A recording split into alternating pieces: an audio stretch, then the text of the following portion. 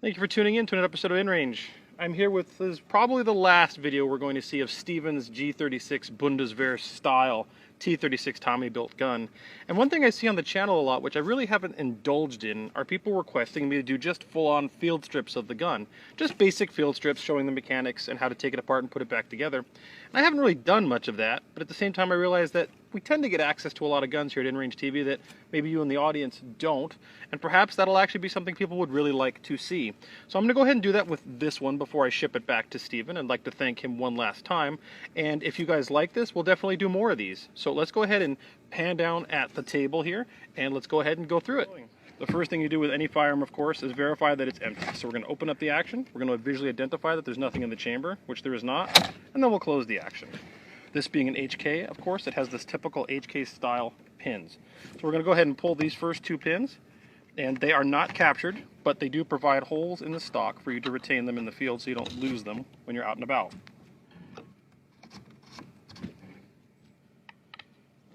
Once you've pulled those two pins, the fire control group will come out of the system.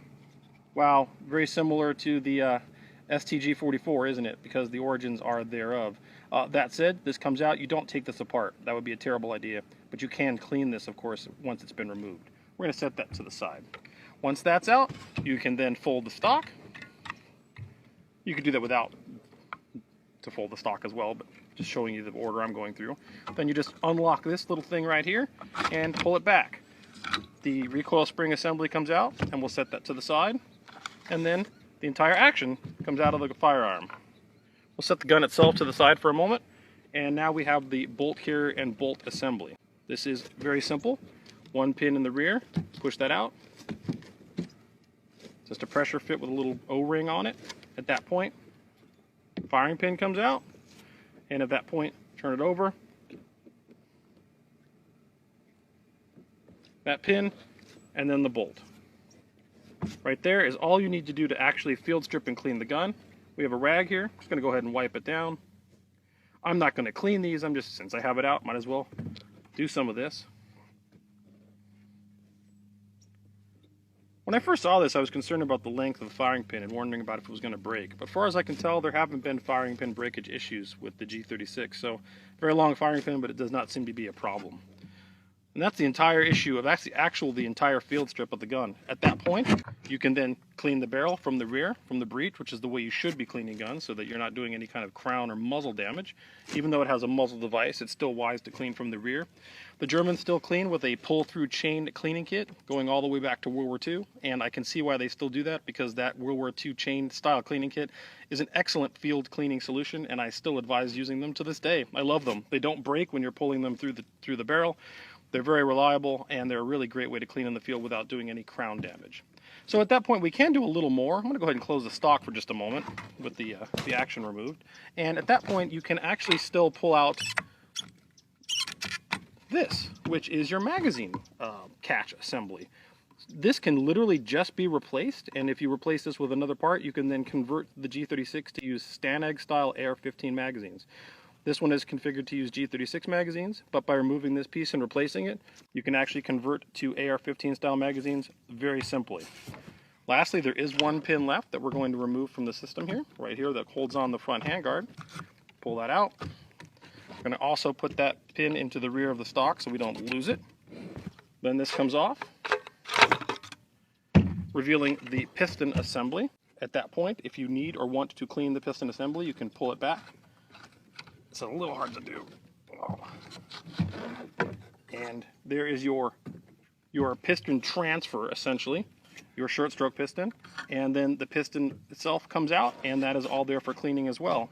Since we've done it, we might as well go ahead and wipe it down.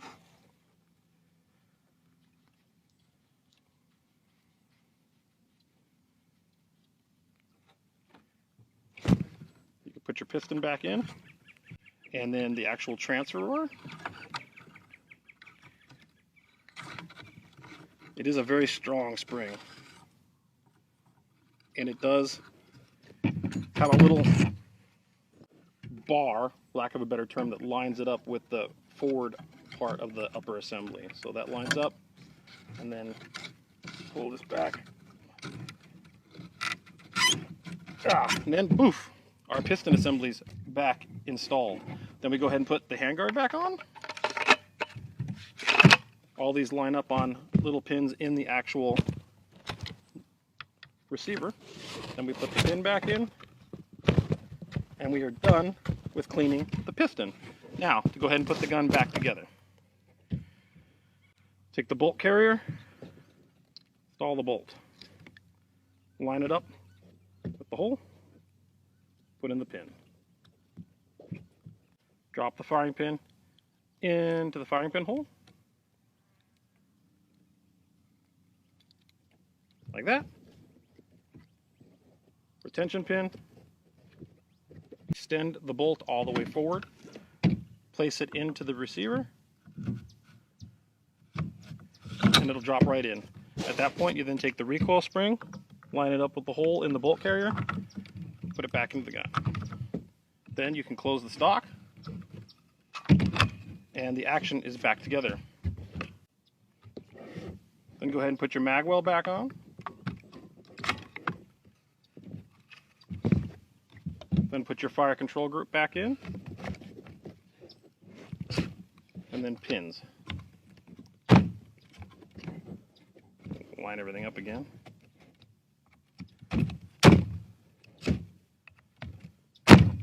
And that's it. Full field strip and then reassembly of the Bundeswehr style G36, although any variant of the G36 should essentially be the same. The sighting systems are mostly where things have changed, and maybe some accessories. So with that said, as you can see, this is a very field serviceable rifle, very easy to maintain, as long as you don't lose those pins by putting them in the stock. This is a very simple system, very easy to clean, very easy to maintain, and really not a lot going on. I'd like to thank Stephen once again for providing this gun for us to be able to do this kind of content. And let me know in the audience if you like these types of field strip videos, because I will do more of them. We've got a lot of weird guns that we can do them with, and hopefully you enjoyed this. If you do enjoy this, please consider supporting us on Patreon. We are a crowdsource funded project only. The only financial support for InRange is via you, the viewer. It does not come from any sponsors, no advertisers, nothing of the sort. We won't have them. It is strictly you, the viewer. If you're already a Patreon supporter, thank you. If you're not, please consider it. If you can't, we understand. Please subscribe to one of our multiple channels. You can find them all at inrange.tv, and thank you for watching.